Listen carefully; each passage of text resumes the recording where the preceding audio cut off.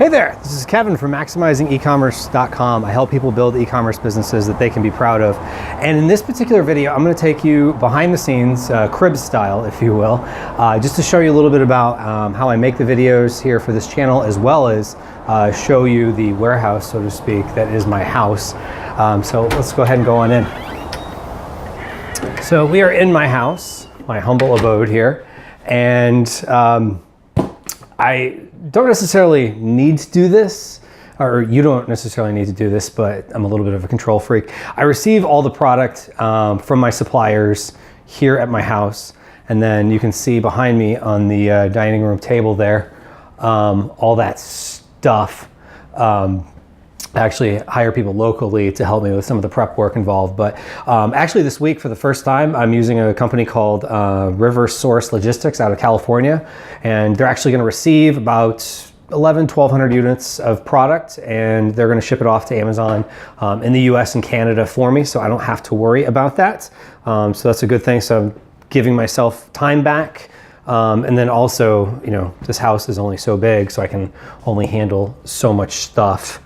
So let's go ahead and go into the garage.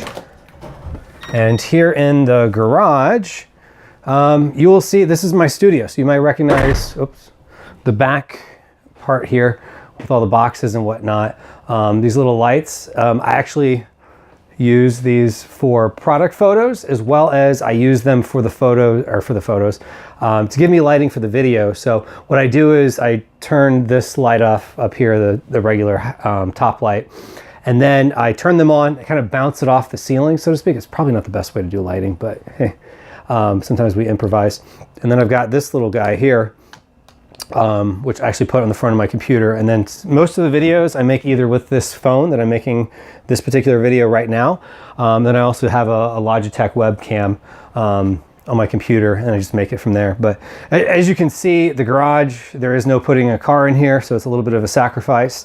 But you know, when you're building the business and you want to spread the message of, you know, helping others do the same thing, you got to make some sacrifices. And so our cars are parked out front, and I'm going to be prepping a shipment to go to Amazon for some of those boxes you saw when I first came in, to free up some space in the living room.